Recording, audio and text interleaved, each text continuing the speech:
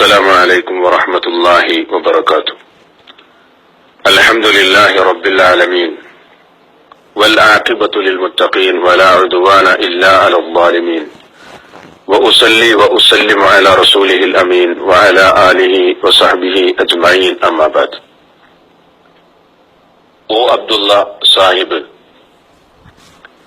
തന്റെ അധിക പ്രസംഗത്തിൽ നബിദിനാഘോഷത്തിന് ചില ന്യായങ്ങളുമായി രംഗത്ത് വന്നിരിക്കുകയാണ്. സോഷ്യൽ മീഡിയയിലൂടെ പലരും ആ സംസാരം ശ്രവിച്ചു കാണും. തൗഹീദിലും സുന്നത്തിലും കണിശത പുലർത്തുന്ന വിസ്ഡം ദഅവ സമിതി നബിദിനാഘോഷത്തിന്റെ കാര്യത്തിലും ശക്തമായ ഒരു നിലപാട് കോഴിക്കോട് വെച്ച് പ്രഖ്യാപിച്ചിരുന്നു. ആ നിലപാടിനെയാണ് ഓ അബ്ദുള്ള ചോദ്യം ചെയ്യുകയും വിമർശിക്കുകയും ചെയ്യുന്നത്. ഈ ഒരു സാഹചര്യത്തിൽ ഓ അബ്ദുള്ള സാഹിബിനോട് ചില കാര്യങ്ങൾ ഓർമ്മപ്പെടുത്തുകയാണ്. മാധ്യമത്തിൽ നിന്ന് പുറത്താക്കപ്പെട്ട താങ്കൾ ഇപ്പോൾ തിന്നുന്ന ചോറിനാണ് ദർശന ചാനലിനോട് നന്ദി കാണിക്കുന്നതെന്ന് ഞങ്ങൾക്ക് മനസ്സിലാവും. പക്ഷേ ഹബീബായ റസൂലുള്ളാഹി സ്വല്ലല്ലാഹു അലൈഹി വസല്ലമയുടെ ചര്യയെ അധിക്ഷേപിച്ചുകൊണ്ട് ഇങ്ങനെ ഒരു നന്ദി കാണിക്കൽ ഒട്ടും ശരിയായില്ല എന്നാണ് നിങ്ങളോട് ആദ്യമായി ഓർമ്മപ്പെടുത്തുവാനുള്ളത്. നിങ്ങൾ ചാനലിൽ ഇരുന്നു കൊണ്ട് പ്രവാചക തിരുമേനി സ്വല്ലല്ലാഹു അലൈഹി വസല്ലമയുടെ സുന്നത്തുകളെയാണ് നിങ്ങൾ പരിഹസിച്ചത്. ആവശ്യത്തിലധികമുള്ള താടി എന്ന് നിങ്ങൾ പരാമർശിച്ചു. നിര്യാണിക്ക് മീതെ ഉടുതുണി പൊക്കിയെടുക്കുന്ന സുന്നത്തിൽ നിഷ്കർഷത പാലിക്കുന്ന ആളുകളെ നിങ്ങൾ വിമർശിച്ചു. മഹാനായ റസൂലുള്ളാഹി സ്വല്ലല്ലാഹു അലൈഹി വസല്ലമയിൽ നിന്ന് ഉദ്ധരിക്കപ്പെടുന്ന 25ഓളം ഹദീസുകളിൽ റസൂലുള്ളാഹി സ്വല്ലല്ലാഹു അലൈഹി വസല്ലം താടി നീട്ടാൻ പറഞ്ഞത് ഒരുപക്ഷെ നിങ്ങൾ പഠിച്ചിട്ടുണ്ടാകില്ല, നിങ്ങൾ കണ്ടിട്ടുണ്ടാകില്ല. അത് മനസ്സിലാക്കുകയും റസൂലുള്ളാഹി സ്വല്ലല്ലാഹു അലൈഹി വസല്ലമിനോട് സ്നേഹം വെച്ച് പുലർത്തുന്ന അവിടുത്തെ സുന്നത്തിനോട് ബഹുമാനമുള്ള തഖ്വയുള്ള സൂക്ഷ്മതയുള്ള ആളുകൾ ആ കൽപ്പന, ആ നിർദ്ദേശം പിൻപറ്റുകയാണ്. 25ഓളം ഹദീസുകളിൽ കൽപ്പനാ രൂപത്തിലാണ് താടി നീട്ടി വളർത്തുവാൻ വേണ്ടി റസൂലുള്ളാഹി സ്വല്ലല്ലാഹു അലൈഹി വസല്ലം പറഞ്ഞത്. അംറ് അത് ഈജാബിനെയാണ് അറിയിക്കുന്നത് എന്ന് ഇസ്ലാമിനെ സംബന്ധിച്ച് അല്പമെങ്കിലും അറിയുന്ന ആളുകൾക്ക് അറിയാവുന്ന ഒരു കാര്യമാണ്. ആ താടി വളർത്തുന്നവരെ നിങ്ങൾ വിമർശിക്കുകയും അതിനെ പരിഹസിക്കുകയും അത് തീവ്രവാദത്തിന്റെ ഒരു സിംബലായി നിങ്ങൾ അവതരിപ്പിക്കുകയും ചെയ്തു എന്നത് നിങ്ങളെപ്പോലെയുള്ള ഒരാൾക്ക് ഒരിക്കലും യോജിച്ചതായിരുന്നില്ല എന്നാണ് അതിനെ സംബന്ധിച്ച് ഓർമ്മപ്പെടുത്താനുള്ളത്. താടി എന്ന് പറയുന്നത് യഥാർത്ഥത്തിൽ അത് ഭീകരവാദമായും അത് സിറിയയിലേക്കും അതേപോലെ തന്നെ യമനിലേക്കും IS-ലേക്കുമൊക്കെ ചേക്കേറാനുള്ള ഒരു അടയാളമായി നിങ്ങൾ അവതരിപ്പിച്ചുവെങ്കിൽ ഇസ്ലാമിനെ സംബന്ധിച്ച് എന്താണ് നിങ്ങൾ മനസ്സിലാക്കിയത്? പ്രവാചകൻ സല്ലല്ലാഹു അലൈഹി വസല്ലമനെ സംബന്ധിച്ച് സംസാരിക്കാൻ നിങ്ങൾക്ക് അർഹതയുണ്ടോ? അള്ളാഹുവിന്റെ റസൂലിനോടുള്ള മഹബത്ത് കൊണ്ടും അവിടുത്തെ സുന്നത്തിനോടുള്ള ബഹുമാനം കൊണ്ടും അത് ജീവിതത്തിൽ പകർത്തുവാനുള്ള താൽപര്യം കൊണ്ടും താടി എന്ന സുന്നത്ത്, ആ സുന്നത്ത് എടുക്കുന്ന ആളുകളെ നിങ്ങൾ വളരെ മോശമായി അവതരിപ്പിക്കുകയായിരുന്നു. അല്ലാഹു സുബ്ഹാനഹു വ തആല അതിനുള്ള തൗഫീഖ് നിങ്ങൾക്ക് നൽകിയില്ല എന്നത് നിങ്ങളുടെ രൂപം കണ്ടാൽ മനസ്സിലാകുന്ന കാര്യം. ആവശ്യത്തിലധികമുള്ള താടി എന്ന് നിങ്ങൾ പറഞ്ഞല്ലോ. ആവശ്യത്തിനുള്ള താടിയെങ്കിലും നിങ്ങളുടെ ഭാഷയിൽ നിങ്ങളുടെ മുഖത്തുണ്ടോ? പ്രവാചകൻ സല്ലല്ലാഹു അലൈഹി വസല്ലമയുടെ ചര്യയോട് യാതൊരു ബന്ധവുമില്ലാതെ അതിനെ നിശിതമായി വിമർശിച്ചുകൊണ്ട് നിങ്ങൾ തിന്നുന്ന ഏതെങ്കിലും ചോറിന് നന്ദി കാണിക്കാൻ ഇങ്ങനെ ഒരു സമീപനം സ്വീകരിച്ചത് ഒട്ടും ശരിയായി പോയില്ല എന്ന് ആദ്യമായി ഓർമ്മപ്പെടുത്താൻ.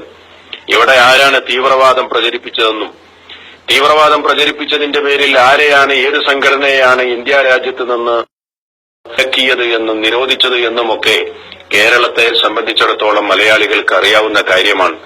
ഞാൻ അത്തരം കാര്യങ്ങളിലേക്കൊന്നും കടന്നുപോകുന്നില്ല. കാരണം ഇവിടെ വിസ്ഡം ദഅവ സമിതിയെ സംബന്ധിച്ചിടത്തോളം ഞങ്ങളാരും തീവ്രവാദത്തെ പ്രോത്സാഹിപ്പിക്കുകയോ തീവ്രവാദത്തിന് ഏതെങ്കിലും നിലക്ക് അതിന് വളം വെച്ചു കൊടുക്കുകയോ ചെയ്യുന്ന സമീപനങ്ങൾ ഞങ്ങൾ ചെയ്യാറില്ല. മറിച്ച് അതിനെ നഖശിഖാന്തം എതിർക്കുകയാണ് ഞങ്ങളുടെ സെമിനാറുകളിലൂടെയും പ്രഭാഷണങ്ങളിലൂടെയും ഞങ്ങളുടെ ദഅവ പ്രോഗ്രാമുകളിലൂടെയും ഒക്കെ ഞങ്ങൾ ചെയ്തുകൊണ്ടിരിക്കുന്നത് എന്ന് കേരളത്തിലെ സാംസ്കാരിക നായകന്മാരടക്കമുള്ള ആളുകൾക്ക് അറിയാവുന്ന കാര്യമാണ് എന്ന് ഓർമ്മപ്പെടുത്തുകയാണ്. എന്താണ് അബ്ദുള്ള സാഹിബ് കൊണ്ടുവന്ന നബിദിനാഘോഷത്തിനുള്ള ന്യായീകരണങ്ങൾ? അദ്ദേഹം പറയുകയാണ്, നബി ചെയ്തിട്ടില്ല, അതല്ലെങ്കിൽ നബി സല്ലല്ലാഹു അലൈഹി വസല്ലമയുടെ അടുത്ത അനുയായികളായ ഖുലഫാഉർ റാഷിദുകൾ അടക്കമുള്ള സഹാബത്ത് ചെയ്തിട്ടില്ല എന്നതുകൊണ്ട് മാത്രം ഒരു സംഗതി തെറ്റാകുമോ എന്ന് അദ്ദേഹം ചോദിക്കാൻ. എന്നിട്ട് അതിന് അദ്ദേഹം ചില ന്യായങ്ങൾ നിരത്തുകയാണ്. എന്താണ് അദ്ദേഹം നിരത്തുന്ന ന്യായങ്ങൾ? എങ്കിൽ പ്രവാചകന്റെ കാലത്ത് സ്പീക്കർ ഉപയോഗിച്ചിട്ടില്ല. അതേപോലെ തന്നെ വളണ്ടിയർമാർ ബേഡ്ജ് ധരിക്കുന്ന സമ്പ്രദായം ഉണ്ടായിരുന്നില്ല, വാർഷികങ്ങൾ ഉണ്ടായിരുന്നില്ല, വലിയ വലിയ മഹാസമ്മേളനങ്ങൾ ഉണ്ടായിരുന്നില്ല, പുസ്തകരചന ഉണ്ടായിരുന്നില്ല, പ്രഭാഷണ പരിപാടികൾ ഉണ്ടായിരുന്നില്ല, മദ്രസ ഉണ്ടായിരുന്നില്ല. ഇതൊക്കെ നബി സല്ലല്ലാഹു അലൈഹി വസല്ലമയുടെ കാലത്ത് ഉണ്ടായിരുന്നില്ലല്ലോ. അതുകൊണ്ട് നബിദിനം എങ്ങനെ തെറ്റാകുമെന്നാണ് അബ്ദുള്ള സാഹിബ് ചാനലിൽ ഇരുന്നു കൊണ്ട് ചോദിക്കുന്നത്. ഇദ്ദേഹത്തിന്റെ ഈ സംസാരം കേട്ടാൽ നമുക്ക് മനസ്സിലാകും, ഏതൊരാൾക്കും മനസ്സിലാകും, എന്ത് ഇസ്ലാമിന്റെ വിശ്വാസപരമായോ കർമ്മപരമായോ ഒരു കാര്യത്തെ സംബന്ധിച്ചും പ്രമാണബദ്ധമായി ഇയാൾ മനസ്സിലാക്കിയിട്ടില്ല എന്നത് ഈ ഒരൊറ്റ സംസാരം കൊണ്ട് തന്നെ നമുക്ക് ആ സംസാരം കേട്ടാൽ മനസ്സിലാവും. എന്താണ് ഇന്ന് കേരളത്തിൽ മൗലിദ് ആഘോഷിക്കുന്ന മൗലിദ്വാദികൾ ഉന്നയിക്കുന്ന അവരുടെ ന്യായങ്ങൾ, അതല്ലെങ്കിൽ അവര് ഈ വിഷയത്തിൽ പറയുന്നത് എന്താണ് എന്നുപോലും പരിശോധിക്കാതെയാണ് പൊതുജനങ്ങളുടെ മുമ്പിൽ ഈ ബാലിശമായ വാദങ്ങളുമായി അബ്ദുള്ള സാഹിബ് പ്രത്യക്ഷപ്പെട്ടിരിക്കുന്നത്. മൗലിദ്വാദികളെ സംബന്ധിച്ചിടത്തോളം അവര് വാദിക്കുന്നത് മൗലിദ് എന്ന് പറഞ്ഞാൽ കേവലം ഒരു സ്പീക്കർ ഉപയോഗിക്കുന്നത് പോലെയാണോ, അതല്ലെങ്കിൽ വാർഷികം നടത്തുന്നത് പോലെയാണോ, അതല്ലെങ്കിൽ സമ്മേളനങ്ങൾ നടത്തുന്നത് പോലെയാണോ മൗലിദിനെ ഇവര് കണ്ടിട്ടുള്ളത്? ഒരിക്കലുമല്ല. മൗലിദ് വാദികൾ പറയുന്നത് തന്നെ മൗലിദ് ആഘോഷം ഒരു സുന്നത്താണ് എന്നാണ്. മൗലിദ് ആഘോഷം ഒരു സുന്നത്താണ് എന്നാണ്. മൗലിദ് സദസ്സുകൾ ചരിത്രവും പശ്ചാത്തലവും എന്ന പുസ്തകത്തിന്റെ 25-ാമത്തെ പേജിൽ നിന്ന് ഞാൻ നിങ്ങളെ വായിച്ചു കേൾപ്പിക്കാം. ദിക്ർ, സ്വദഖ, പ്രകീർത്തനം, നബിയെ ആദരിക്കൽ, ഇതെല്ലാം അടങ്ങിയതാണ് മൗലിദ്. ഇത് മുഴുവനും ശറഈ കൽപ്പിക്കപ്പെട്ടതും സ്വഹീഹായ ഹദീസുകളുടെ പിൻബലമുള്ളതുമാണ്. അതുകൊണ്ട് തന്നെ മൗലിദ് സുന്നത്തായ അമലാണ്. സുന്നത്തായ അമലാണ്. അബ്ദുള്ള സാഹിബ് ശരിക്കും മനസ്സിലാക്കണം. അതേപോലെ തന്നെ റിസാല മാസികയിൽ 1987 നവംബർ മാസത്തെ റിസാല മാസികയിൽ എഴുതിയത് നബിദിനം മുസ്ലിമീങ്ങൾക്ക് ആഘോഷമാണ്, പെരുന്നാളിനേക്കാൾ വലിയ ആഘോഷം എന്നാണ് എഴുതി വിട്ടത്. അതേപോലെ തന്നെ നബിദിനം പ്രവാചക സവിശേഷത എന്ന പുസ്തകത്തിന്റെ 13-ാമത്തെ പേജിൽ നമുക്ക് കാണാം, നബി സല്ലല്ലാഹു അലൈഹി വസല്ലം ജനിച്ച രാവ് ഏറ്റവും അനുഗ്രഹീതമായ രാവാണ്. ലൈലത്തുൽ ഖദറിനേക്കാൾ അതിന് ശ്രേഷ്ഠത ഉണ്ടെന്നാണ് ഇമാമുകൾ അഭിപ്രായപ്പെടുന്നത് എന്നാണ് നബിദിനവാദികൾ, അതല്ലെങ്കിൽ മൗലിദ്വാദികൾ മൗലിദിനെ സംബന്ധിച്ച് പ്രചരിപ്പിക്കുന്നത്. അബ്ദുള്ള സാഹിബെ, സ്പീക്കർ ഉപയോഗിക്കുന്നത് ഇതുപോലെയാണോ? ബേഡ്ജ് കുത്തുന്നത് ഇതുപോലെയാണോ? ബേഡ്ജ് കുത്തുന്നതും സ്പീക്കർ ഉപയോഗിക്കുന്നതും വാർഷികം നടത്തുന്നതും മഹാമഹാ സമ്മേളനങ്ങൾ നടത്തുന്നതും അതേപോലെ ലൈബ്രറി നടത്തുന്നതും പുസ്തകങ്ങൾ നടത്തുന്നതും ഒക്കെ രചന നടത്തുന്നതുമൊക്കെ ലൈലത്തുൽ ഖദറിനേക്കാൾ ശ്രേഷ്ഠമായതാണോ? അതല്ലെങ്കിൽ അതിന് ഈ നിലക്കുള്ള പുണ്യമുണ്ടോ? എന്താണ് നിങ്ങൾ പറയുന്നത്? നിങ്ങൾ ചോദിക്കുന്നത് ഇതൊക്കെ എങ്ങനെ തെറ്റാവുമെന്നാണ്. എങ്ങനെ തെറ്റാവും? ഇന്ന് ചെയ്തുകൊണ്ടിരിക്കുന്ന ഈ നബിദിനാഘോഷം എങ്ങനെ തെറ്റാവുമെന്ന് മനസ്സിലാക്കണമെങ്കിൽ ദീന് പഠിക്കണം, ഇസ്ലാം പഠിക്കണം. അതല്ലാതെ ബുദ്ധിജീവികളാണെന്ന് പറഞ്ഞു നടന്നാൽ ഇസ്ലാമിനെ മനസ്സിലാക്കിക്കൊള്ളണമെന്നില്ല. അബദ്ധങ്ങൾ വിളിച്ചു പറഞ്ഞതുകൊണ്ട് ഞാൻ ഇസ്ലാമിനെ സംബന്ധിച്ച് മനസ്സിലാക്കി എന്ന് പറയാൻ കഴിയില്ല. പിന്നെ മഹാനായ റസൂൽ സല്ലല്ലാഹു അലൈഹി വസല്ലം പഠിപ്പിച്ചത് എന്താണ്? മാ തറക്തു മിൻ ശൈഇൻ യുഖർരിബുക്കും ഇലൽ ജന്ന ഇല്ലാ ഖദ അമർതുക്കും ബിഹി വലാ മിൻ ശൈഇൻ യുബ്ഇദുക്കും അനിൻ നാരി ഇല്ലാ നഹൈതുക്കും അൻഹു. റസൂൽ കരീം സല്ലല്ലാഹു അലൈഹി വസല്ലം പറയാൻ, യാതൊരു കാര്യവുമില്ല സ്വർഗത്തിലേക്ക് നിങ്ങളെ അടുപ്പിക്കാൻ ആവശ്യമായ ഏതൊക്കെ കാര്യങ്ങളുണ്ടോ അതൊക്കെ ഞാൻ നിങ്ങളോട് കൽപ്പിക്കുകയും നരകത്തിൽ നിന്ന് വിദൂരമാകാൻ നിങ്ങൾക്ക് വിട്ടുനിൽക്കേണ്ട ഏതൊക്കെ തിന്മകളുണ്ടോ ആ തിന്മകളിൽ നിന്നൊക്കെ ഞാൻ നിങ്ങളെ വിലക്കുകയും ചെയ്തിട്ടുണ്ട് എന്നാണ്. അപ്പൊ പുണ്യമുള്ള പ്രതിഫലാർഹമായ എല്ലാ കാര്യങ്ങളും റസൂലുള്ളാഹി സ്വല്ലല്ലാഹു അലൈഹി വസല്ലം പഠിപ്പിച്ചു തന്നു എന്നാണ് അള്ളാഹുവിന്റെ റസൂൽ പറഞ്ഞത്. ഇദ്ദേഹം പറയാ എങ്ങനെ തെറ്റാവും? ഞങ്ങളെ കുറ്റം പറഞ്ഞിട്ട് കാര്യമില്ല, സലഫികളെ മണ്ടക്ക് കയറിയിട്ട് കാര്യമില്ല. നിങ്ങൾ ദീന് ശരിയായി പഠിക്കാത്തതിന്റെ ഏറ്റവും വലിയ തകരാറാണിത്. അതുകൊണ്ടാണ് ഇമാം മാലിക് ചോദിച്ചത്. ഇമാം മാലിക് റഹിമഹുല്ലാഹു തആല ചോദിച്ചു, മൻ ഇബ്തദഅ ഫിൽ ഇസ്ലാമി ബിദ്അതൻ യറാ ഹസനതൻ ഫഖദ് സഅമ അന്ന മുഹമ്മദൻ ഖാന റിസാല. മഹാനവറുകൾ പറയാൻ, ഒരാള് ഇസ്ലാമിൽ ഒരു ബിദ്അത്ത് ആരംഭിക്കുകയും എന്നിട്ടത് നല്ലതാണെന്ന് അയാൾ അവകാശപ്പെടുകയും ചെയ്താൽ അദ്ദേഹം യഥാർത്ഥത്തിൽ വാദിച്ചിരിക്കുന്നത് മുഹമ്മദ് നബി സല്ലല്ലാഹു അലൈഹി വസല്ലം റിസാലത്തിൽ വഞ്ചന കാണിച്ചു എന്നതാണ്, അല്ലേ? കാരണം അല്ലാഹു സുബ്ഹാനഹു വ തആല പറഞ്ഞത് അൽയൗമ അക്മൽതു ലക്കും ദീനക്കും, ഇന്ന് നിങ്ങളുടെ ദീന് ഞാൻ നിങ്ങൾക്ക് പൂർത്തീകരിച്ചു തന്നു എന്നാണ് അല്ലാഹു പറഞ്ഞത്. ഫമാലം യകുൻ യൗമഇദിൻ ദീനൻ ഫലാ യകൂനൽ യൗമ ദീന. അതുകൊണ്ട് അന്ന് ദീനല്ലാത്തതൊന്നും ഇന്ന് ദീനായിക്കൂടാ എന്നാണ് മഹാന്മാരായ പണ്ഡിതന്മാർ, ഇമാം മാലിക് റഹിമഹുല്ലാഹു തആല അടക്കമുള്ള പണ്ഡിതന്മാർ പറഞ്ഞത്. അപ്പോ അബ്ദുള്ളയുടെ വാദപ്രകാരം ഇത്രയും പ്രതിഫലാർഹമായ ഒരു സംഗതിയെ സംബന്ധിച്ച് മഹാനായ റസൂലുള്ളാഹി സ്വല്ലല്ലാഹു അലൈഹി വസല്ലം പറഞ്ഞു തന്നില്ല, പഠിപ്പിച്ചില്ല, ഖുലഫാഉർ റാഷിദുകൾ പഠിപ്പിച്ചില്ല. അപ്പൊ അവരൊക്കെ പ്രത്യേകിച്ച് റസൂൽ സല്ലല്ലാഹു അലൈഹി വസല്ലം ദീനിൽ വഞ്ചന കാണിച്ചു എന്നാണോ സലഫികൾ പറയേണ്ടത്? നിങ്ങൾ മറുപടി പറയണം. അപ്പോ നബി സല്ലല്ലാഹു അലൈഹി വസല്ലം റിസാലത്തിൽ വഞ്ചന കാണിച്ചു എന്ന് പറയേണ്ടി വരും. മൈക്കും ബേഡ്ജും ഇതൊക്കെ നബിദിനാഘോഷത്തിന് തെളിവായി പറഞ്ഞത് വളരെ ബാലിശമായി പോയി എന്നേ നിങ്ങളോട് ഈ സമയത്ത് സൂചിപ്പിക്കാൻ ആഗ്രഹിക്കുന്നത്. വളരെ ബാലിശമായി പോയി. നിങ്ങൾ എന്താണ് മൗലിദുവാദികൾ പറയുന്നത് എന്നുപോലും നിങ്ങൾ മനസ്സിലാക്കാതെയാണ് ചാനലിൽ നിങ്ങൾ പ്രത്യക്ഷപ്പെട്ട് ജനങ്ങളെ തെറ്റിദ്ധരിപ്പിച്ചത്. പിന്നെ അദ്ദേഹം പറയാണ്, നബി പഠിപ്പിച്ചിട്ടില്ല എന്നത് നബി സല്ലല്ലാഹു അലൈഹി വസല്ലമയുടെ വിയോഗശേഷം അള്ളാഹുവിന്റെ റസൂലിന്റെ ഓർമ്മ സജീവമായി നിലനിന്നിരുന്നു, അതുകൊണ്ട് അതിന്റെ ആവശ്യമല്ല. ഇപ്പൊ നബി സല്ലല്ലാഹു അലൈഹി വസല്ലമയുടെ സ്മരണ ഇല്ലത്രേ. ആകെ ഒരു ബാങ്കില് മാത്രമേ റസൂലുള്ളാഹി സ്വല്ലല്ലാഹു അലൈഹി വസല്ലമയെ ആളുകൾ ഓർക്കുന്നുള്ളൂ. അതെന്നെ എല്ലാ ആളുകൾക്കൊട്ടും അറിയൂല. അതുകൊണ്ട് നബി തിരുമേനി സല്ലല്ലാഹു അലൈഹി വസല്ലമയുടെ സ്മരണ നിലനിർത്താൻ ജന്മദിനം ആഘോഷിക്കണമെന്നാണ് അദ്ദേഹത്തിന്റെ മറ്റൊരു ന്യായം. യഥാർത്ഥത്തിൽ എന്തൊരു വിഡ്ഢിത്തരമാണ് ഈ പറയുന്നത്.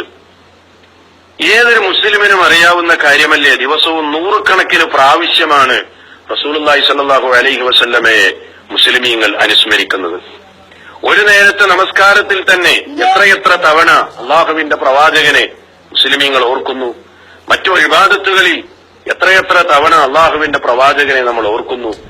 ദിവസേന നാം ചൊല്ലേണ്ട, നാം പ്രാർത്ഥിക്കേണ്ട എത്രയെത്ര പ്രാർത്ഥനകൾ അവിടുന്ന് പഠിപ്പിച്ചു തന്നു.